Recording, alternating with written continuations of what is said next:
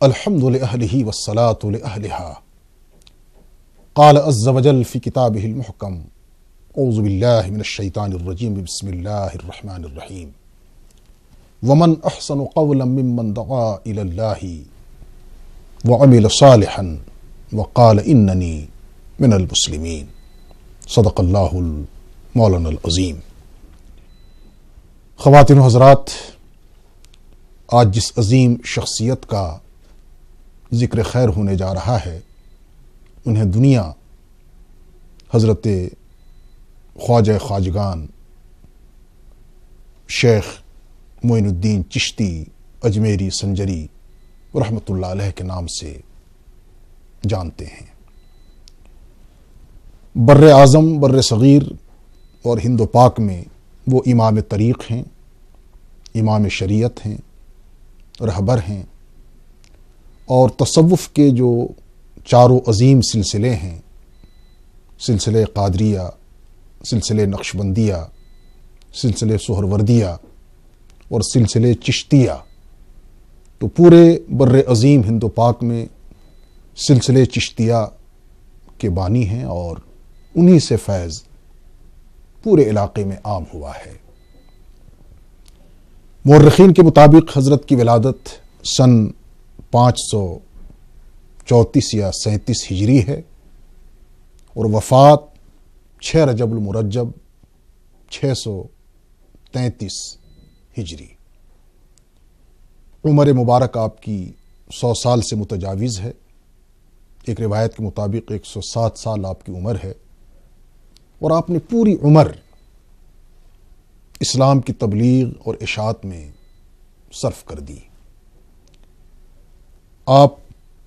پیدائشی لحاظ سے سادات حسنی اور حسینی ہیں،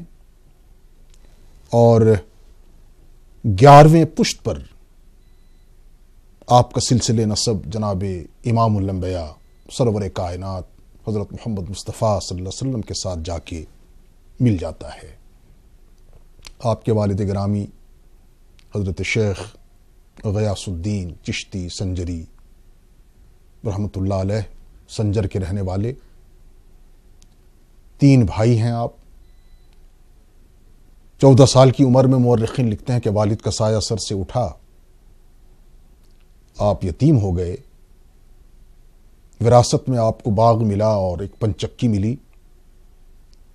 اس باغ میں اس کی نگرانی اور اس کی دیکھ بھال، آپ کی روزی روزگار کا سلسلہ اسی سے وابستہ۔ ایک دن اتفاق سے ایک مجذوب آ گئے، وہ مجذوب بھی حضرت عجیب و غریب، حضرت ابراہیم ان کا نام۔ جو ہی وہ باغ میں داخل ہوئے تو حضرت خواجہ چشتی علیہ الرحمٰن نے ان کی خدمت میں انگور کے تازہ خوشے پیش کیے اور ادب سے ان کے سامنے بیٹھ گئے۔ وہ خدا رسیدہ مجذوب، جذب کی کیفیت ان پر طاری تھی۔ انہوں نے اس رویے اور سلوک کو دیکھا، بڑے متاثر ہوئے، انگور نوش کیا، اور اپنی جیب سے آج کی اصطلاح میں تبرک سمجھ لیں کچھ نکال کر حضرت خواجہ صاحب کی خدمت میں پیش کر دیا کہ اسے آپ کھا لیں۔ جو ہی خواجہ صاحب نے اسے نوش کیا تو آپ کی کیفیت بدل گئی۔ ہم اس کو یوں بھی سمجھ سکتے ہیں جس کو علامہ اقبال نے کہا ہے کہ نگاہ مرد مومن سے بدل جاتی ہے تقدیریں۔ پھر آپ کی طبیعت اب اس باغ میں نہیں لگی، آپ وہاں سے رخصت ہوئے، ایک مقامی ادارے میں داخلہ لیا، قرآن کے حفظ کی تکمیل کی، اس کے بعد پھر سمرقند کا سفر کیا۔ تمام علوم حاصل کرنے کے بعد آپ بغداد تشریف لے گئے، اور وقت کے جو وہاں مرشد اعظم تھے حضرت شیخ خواجہ عثمان ہارونی رحمۃ اللہ علیہ، ان کی خدمت میں باریابی حاصل کی۔ ان کی نظر پڑی، اور صرف ایک ہی نشست میں، ایک ہی دن میں انہیں حضرت خواجہ ہارونی نے بیعت اور خلافت کی ذمہ داری سونپ دی۔ اس کے بعد آپ مسلسل 20 سال تک اپنے شیخ کی خدمت میں رہے، عالم اسلام کا سفر کیا، حرمین شریفین گئے، یہاں تک کتابوں میں آتا ہے کہ جب آپ خانہ کعبہ میں حاضر ہوئے تو ہاتف غیبی سے آواز آئی کہ معین الدین،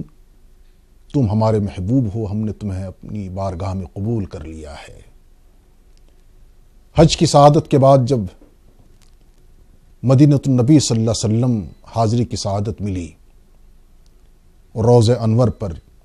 صلاۃ و سلام کے لیے خواجہ معین الدین چشتی حاضر ہوئے اور عرض کی السلام علیکہ یا حبیبی، تو روضہ انور سے جواب ملا وعلیکم السلام یا ولدی۔ پھر باطنی اشارہ آپ کو دیا گیا کہ آپ ہندوستان جائیں، بر صغیر متحدہ بھارت، اور وہاں اسلام کی ترویج و اشاعت کا کام کریں۔ مورخین یہاں یہ بھی لکھتے ہیں کہ حضرت شیخ نے عرض کی یا رسول اللہ صلی اللہ علیہ وسلم، مجھے حرمین شریفین میں رہنے کی اجازت ملے۔ فرمایا تم معمور کیے گئے ہو، ہماری پوری توجہ تمہاری طرف رہے گی، باطنی توجہ، روحانی توجہ، تمہیں جس مشن کے لیے بھیجا جا رہا ہے اس کی تیاری کرو۔ اور مورخین لکھتے ہیں کہ خواب میں ہی حضرت خواجہ اجمیری علیہ الرحمہ کو پورے بر صغیر کا نقشہ، یہاں تک کہ اجمیر شریف جہاں آپ کو بالآخر جانا تھا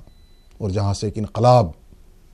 ایک خوشگوار انقلاب، سدا بہار انقلاب پیدا کرنا تھا، وہ تمام تصویر آپ کے ذہنوں میں خواب کے ذریعے سے ڈال دی گئی۔ بہرکیف بے شمار مشائخ کے ساتھ آپ نے ملاقات کی، بالخصوص دو نام بڑے اہم ہیں، ایک حضرت خواجہ نجم الدین کبریٰ رحمۃ اللہ علیہ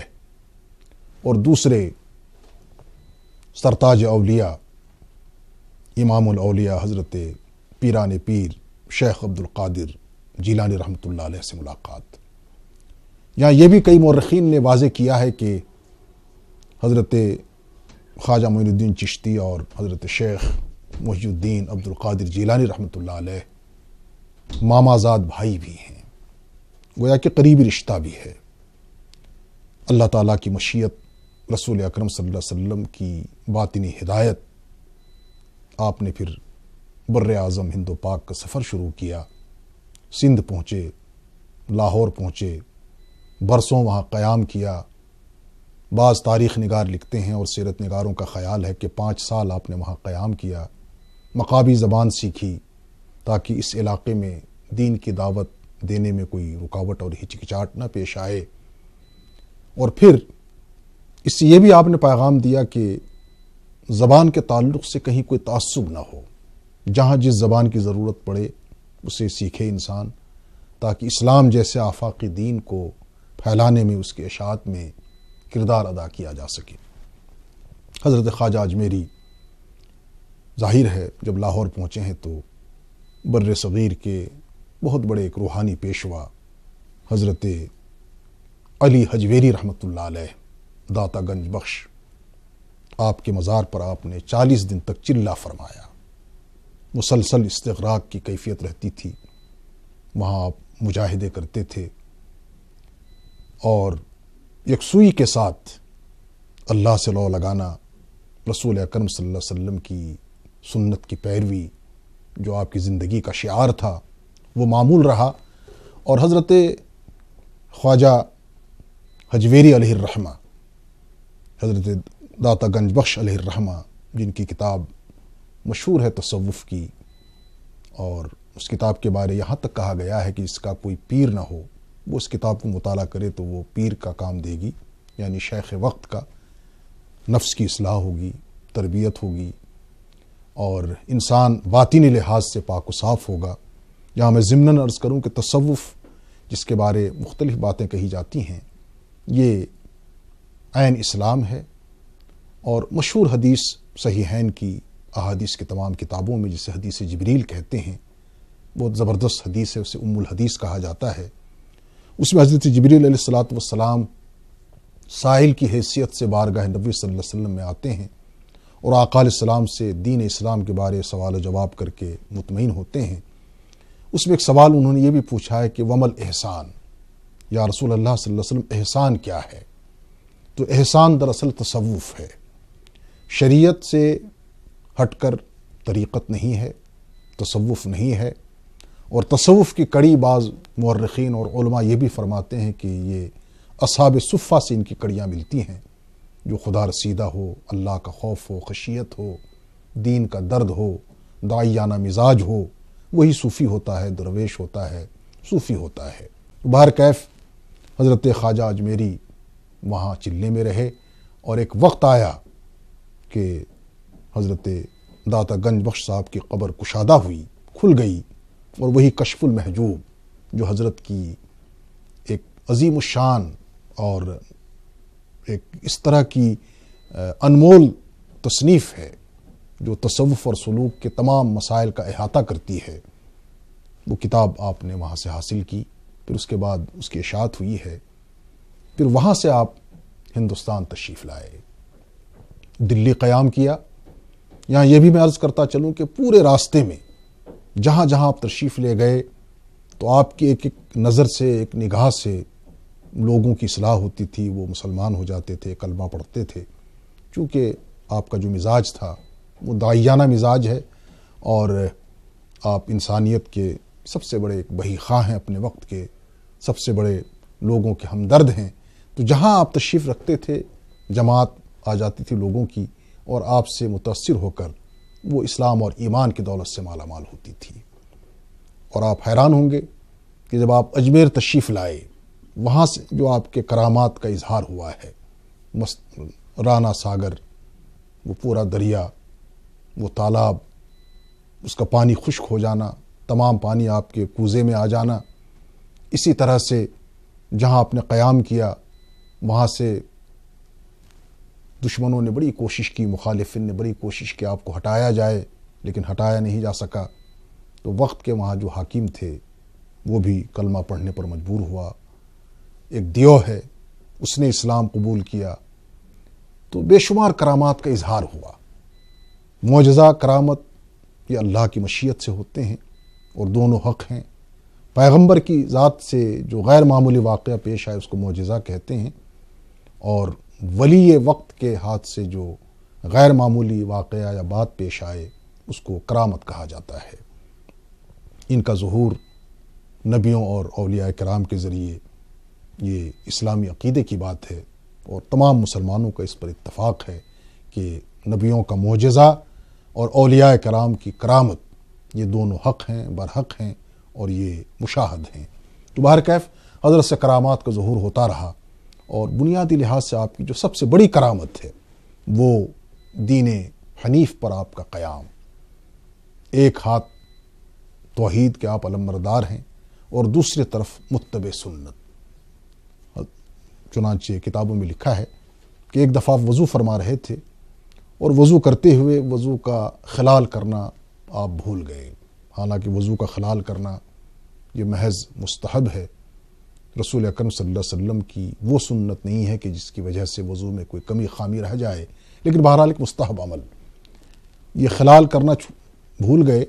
ہاتف غیبی سے آواز آئی کہ آپ کو دعویٰ ہے کہ آپ رسول اکرم صلی اللہ علیہ وسلم کے عاشق ہیں، محب ہیں، لیکن آپ کی ایک سنت آج چھوٹ گئی ہے۔ یہ سن کر آپ پر استغراق کی کیفیت طاری ہو گئی، بے ہوش ہو گئے۔ ہوش میں آیا تو آپ نے ہوش میں آنے کے بعد عہد فرمایا کہ آئندہ اس طرح سے کوئی غلطی نہیں ہوگی، کافی محتاط رہیں گے۔ حضرت پر استغراق کی کیفیت طاری رہتی تھی، اچھی خاصی عمر ملی، 100 سال سے بھی زیادہ۔ تو لکھا ہے سوانح نگاروں نے کہ 70 سال تک آپ مسلسل رات کو جگتے رہے، دن کو تھوڑا سا قیلولہ فرما لیتے تھے، اور دن میں قرآن مجید ایک ختم کرنا اور رات کو پورا قرآن ایک بار ختم کرنا آپ کے معمولات میں شامل۔ اور اسی کے ساتھ ساتھ دن کو آپ پر جب استغراق کی کیفیت رہتی تھی تو آپ کے مریدین، خاص طور سے حضرت خواجہ بختیار کاکی اور حضرت قطب الدین، یہ آ کر آپ کو ہوش میں لانے کی کوشش کرتے تھے، آپ کو جنبش دیتے تھے، ہلاتے تھے۔ خواجہ صاحب آنکھ کھولتے فرماتے کیا بات ہے؟ تو مریدین عرض کرتے حضرت اذان ہو رہی ہے، آپ کو ہم نے جگایا ہے کہ تاکہ نماز کا اہتمام ہو۔ تو فرماتے تھے کہ میرا دل فرش سے جدا ہو کر عرش پہ جا چکا تھا، لیکن تم لوگوں نے مجھے بلا لیا واپس، واقعی شریعت مصطفیٰ را چارہ نیست۔ حضرت محمد مصطفیٰ صلی اللہ علیہ وسلم کی شریعت سے کسی کو کوئی چارہ کار نہیں ہے، اگر کسی کا قلب فرش سے جدا ہو کر عرش پہ چلا جائے اور جب اذان ہو اور اس کو نماز کے لیے پکارا جائے تو اسے عرش سے فرش پر واپس آنا پڑتا ہے، پھر آپ نماز کا اہتمام فرماتے تھے۔ تو بہرکیف آپ کی عظیم شخصیت، تو اصل جو آپ کا کارنامہ ہے جس پر مجھے عرض کرنی ہے اور جس پر زور دینا ہے وہ یہی ہے کہ آپ بنیادی لحاظ سے دین کے داعی، اللہ کے آخری رسول حضرت محمد صلی اللہ علیہ وسلم نے آپ کو جب بر اعظم اور اس بر عظیم میں بھیجنے کی ہدایت دی اور جو پیغام دے کر آپ نے بھیجا وہ ظاہر ہے اسلام کا پیغام ہے، دین کا پیغام ہے، محبت کا پیغام ہے، انسانیت کا پیغام ہے، ہمدردی اور رواداری کا پیغام ہے۔ اور پھر پروفیسر آرنلڈ جو علامہ اقبال کے استاد ہیں، لاہور کالج میں پہلے پروفیسر، پھر مسلم یونیورسٹی علی گڑھ میں وہ پروفیسر بنے، پھر وہ یہاں سے فارغ ہو کر اپنے ملک میں چلے گئے، کتاب لکھی دا پریچنگ آف اسلام، دعوت اسلام کتاب کا نام، یا اسلامی دعوت۔ اس میں پروفیسر آرلینڈ نے لکھا ہے کہ حضرت خواجہ اجمیری رحمۃ اللہ علیہ کے مبارک ہاتھوں میں 90 لاکھ لوگ مسلمان ہوئے۔ اس سے اندازہ کیجئے کہ تقدیر بدل گئی، تاریخ بدل گئی۔ پورے بر صغیر میں آپ نے اسلام کی عمارت کی جس طرح سے بنیاد اٹھائی، آج اس کو ہم جب دیکھتے ہیں تو کروڑوں کی تعداد میں مسلمان نظر آتے ہیں۔ یہ اسی مرد درویش کی محنت اور سحر آہی کا نتیجہ ہے۔ حضرت خواجہ اجمیری رحمۃ اللہ علیہ ایک صرف خشک یا ایسے عابد اور زاہد انسان نہیں تھے جو بالکل خلوت میں رہ کر، دنیا سے الگ تھلگ رہ کر، معاشرے سے الگ رہ کر اللہ کی یاد میں لگے تھے، ایسا نہیں ہے۔ آپ ایک مرد میدان تھے، کارزار کے آدمی تھے، میدان عمل کے آدمی تھے۔ آپ نے زندگی کے ایام اسلام کی اشاعت میں اور دعوت میں اور تبلیغ میں صرف کی۔ جو بھی آپ کی مجلس میں آتا کوئی محروم نہیں رہتا، فیض اٹھاتا، کلمہ خیر کا حامل بنتا، اسلام کا پرستار بنتا، اسلامی اخلاق کا دیوانہ بنتا۔ یہی وجہ ہے کہ صدیاں گزر گئیں، حضرت شیخ معین الدین چشتی اجمیری رحمۃ اللہ علیہ۔ عجیب بات ہے، جب یہ حرم پاک میں تھے تو انہوں نے اللہ سے دعا کی پروردگار مجھے بخش دیں، میرے گناہ معاف کریں۔ تو لکھا ہے مورخین نے کہ آواز آئی کہ ہم نے تمہاری مغفرت کر دی، تمہاری اولاد اور آل کی مغفرت کر دی، یہاں تک کہ تمہارے شجر نسب کے ساتھ جس کا تعلق ہے ان کو بھی مغفرت کا پروانہ دے دیا۔ تو اصل یہ ہے کہ حضور صلی اللہ علیہ وسلم کا ارشاد گرامی ہے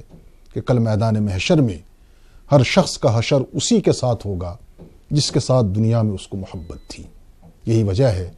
لاکھوں اور کروڑوں پرستار ہیں حضرت شیخ معین الدین چشتی اجمیری سنجری رحمۃ اللہ علیہ کے، اور ظاہر ہے ان کے ساتھ جو دیوانگی ہے لوگوں کی، یا عقیدت و محبت ہے، تو اس لحاظ سے نہیں کہ وہ خواجہ معین الدین چشتی اجمیری ہیں، بلکہ اس لحاظ سے کہ وہ توحید کے علمبردار، وہ رسول کائنات صلی اللہ علیہ وسلم کی سنت اور دعوت کے پیروکار اور علمبردار۔ یہی وجہ ہے کہ حضرت شیخ معین الدین چشتی اجمیری سنجری رحمۃ اللہ علیہ کے عرس پاک کے موقع پر پورے بر صغیر سے، پوری دنیا سے لاکھوں کی تعداد میں لوگ آتے ہیں اور آج بھی باطنی فیض وہاں سے حاصل کرتے ہیں، اور ان کے توسط سے حضرت حق جل مجدہ کے دربار میں جو دعا کی جاتی ہے، اللہ سے جو مانگا جاتا ہے اسے پورا کیا جاتا ہے۔ میں عرض کرنا چاہوں گا، آپ شریعت و طریقت کے امام ہیں اور سنت اور توحید کے علمبردار ہیں، اور یہی وجہ ہے کہ جب آپ کا انتقال ہوتا ہے تو انتقال کی صبح یعنی 6 رجب کو جب آپ کے کچھ خاص محب حجرے خاص کے اندر داخل ہونے کی کوشش کر رہے تھے تو بغیر دستک دیے دروازہ کھلا، دیکھا گیا کہ حضرت شیخ المشائخ، امام طریق اور سرتاج اولیاء خواجہ معین الدین چشتی اجمیری سنجری رحمۃ اللہ علیہ کا وصال ہو چکا ہے، اور ان کے چہرے مبارک پر طلائی حروف سے یعنی سونے کے حروف سے عبارت لکھی ہے، مات حبیب اللہ فی حب اللہ، کہ اللہ کا دوست اللہ کی محبت میں مارا گیا، دنیا سے اٹھا لیا گیا۔ یقیناً آپ کی محبت کا جو مرکز اور محور تھا وہ اللہ کی ذات تھی، چونکہ اللہ تعالیٰ نے قرآن مجید میں ارشاد فرمایا ہے کہ والذین آمنوا اشد حبا للہ، کہ جو اللہ سے محبت رکھتے ہیں وہ مومن ہوتے ہیں، اور مومن سب سے زیادہ اللہ سے محبت کرتا ہے۔ خواجہ معین الدین چشتی اجمیری رحمۃ اللہ علیہ مرد مومن تھے، مرد آہن تھے، مرد میدان تھے۔ انہوں نے پوری زندگی اسلامی شریعت کی ترویج اور دین اسلام کی دعوت کو عام کرنے کے لیے صرف کر دی۔ یہی وجہ ہے کہ آج چپے چپے میں ان کا نام بڑی عقیدت سے، محبت سے، عظمت کے ساتھ لیا جاتا ہے۔ اللہ تعالیٰ سے دعا ہے کہ ہمیں اس عظیم شخصیت کی پیروی کی توفیق عطا کرے، اور جو آپ کی تعلیمات ہیں، جو ہدایات ہیں، جو عین قرآن و سنت کی تعلیمات ہیں، ان پر چلنے کی توفیق عطا کرے۔ وقت کے ولی، وقت کے بزرگ اور پورے بر صغیر میں جن کا احسان، جن کے نقوش قدم قدم پر نمایاں ہیں، ان پر ہر مسلمان کو چلنے کے اللہ سے دعا مانگنی چاہیے اور توفیق مانگنی چاہیے۔ حضرت خواجہ اجمیری رحمۃ اللہ علیہ کے جو اور کارنامے ہیں وہ ایک مستقل موضوع کے حقدار ہیں۔ اب ضمناً صرف میں یہ عرض کروں گا کہ آپ کا ایک اور جو مزاج ہے دین کی دعوت کے ساتھ ساتھ، وہ بلا امتیاز خدمت خلق کا جذبہ ہے۔ چنانچہ مورخین لکھتے ہیں کہ ایک غریب سائل کسان وہ ہانپتا کانپتا حضرت کی خدمت میں حاضر ہوا اجمیر شریف۔ اس نے بڑی مشکل سے اپنے الفاظ ادا کیے اور عرض کی کہ حضرت، وقت کا جو حاکم ہے وہ میری جو زمین تھوڑی سی اس پر قبضہ کرنا چاہتا ہے، تو میں آپ سے سفارش کرانے کے لیے حاضر ہوا ہوں۔ چونکہ شمس الدین التمش جو اس وقت پورے ہندوستان کا بادشاہ ہے وہ حضرت کا عقیدت مند ہے، اسی لالچ میں بیچارہ غریب آیا ہے کہ میری فریاد حضرت خواجہ صاحب کے توسط سے وقت کے بادشاہ تک پہنچے گی۔ حضرت خواجہ نے اس کی فریاد سنی اور فوراً آپ نے خدام کو حکم دیا کہ مجھے دلی کا سفر کرنا ہے۔ اعلان ہو گیا، اب آپ دلی کے لیے روانگی کی تیاری ہو گئی، چل پڑے۔ دلی میں آپ کے مرید ہیں حضرت خواجہ قطب الدین بختیار کاکی رحمۃ اللہ علیہ، صاحب نسبت اور عظیم شخصیت۔ انہیں معلوم ہے کہ جب بھی حضرت خواجہ صاحب دلی آتے ہیں تو پہلے سے پیشگی اطلاع ہوتی ہے، لیکن اس بار ان کو بھی اطلاع نہیں دی گئی۔ یہاں تک کہ جب حضرت خواجہ اجمیری دلی کی سرحدوں کے قریب پہنچے، خواجہ قطب الدین بختیار کاکی کو اطلاع ملی تو وہ تمام دوست احباب کے ساتھ استقبال کو نکل پڑے۔ آ کے عرض کی کہ حضرت، آپ نے بغیر کسی اطلاع کے دلی کا سفر کیا، ہمیں بتاتے، پہلے سے معلوم ہونا چاہیے تھا۔ حضرت جواب میں فرمایا کہ تم صحیح کہتے ہو، لیکن بات ہی ایسی پیش آئی کہ میں نے سوچا کہ تمہیں اطلاع دیے بغیر میں چل پڑوں۔ اصل یہ ہے کہ یہ سائل ہے، اس کا یہ مسئلہ ہے، اور میں نے سوچا بھی کہ تمہیں اطلاع دے کر وقت کے بادشاہ تک اس کی فریاد پہنچا دی جائے، لیکن میں نے جب غور کیا اور توجہ ڈالی تو محسوس میں نے کیا کہ اس غریب کی مدد کے لیے مجھے خود چلنا چاہیے۔ پھر خود انکشاف فرمایا کہ میں اس کی بات کو، اس کی سفارش کو بادشاہ وقت تک پہنچانے کے لیے جب چل پڑا ہوں تو مجھے یقین ہے کہ میرے ایک ایک قدم پر اللہ تعالیٰ مجھے ایک ایک رکعت نماز کا ثواب عطا فرمائیں گے۔ چنانچہ اس غریب کی فریاد جب وقت کے بادشاہ تک پہنچی تو فوراً اس پر عمل ہوا، اس کی بات مان لی گئی۔ تو اس سے معلوم ہوتا ہے کہ جو صوفی ہوتے ہیں، جو اللہ والے ہوتے ہیں، وہ دین اسلام کی تعلیمات کے مطابق خدمت خلق کے جذبے سے بھی سرشار ہوتے ہیں، اور حضرت خواجہ صاحب کے عقیدت مندوں کو بھی چاہیے کہ وہ نری زبانی جمع خرچ کے بجائے حضرت کی عملی زندگی کو سامنے رکھیں اور اسلامی تعلیمات کو، ہدایات کو عام کرنے کے ساتھ ساتھ خدمت خلق کے جذبے کے تحت بھی جو کچھ اس سے بن پڑے اس میں اپنا کردار ادا کریں۔ وآخر الدعوانا ان الحمد للہ رب العالمین۔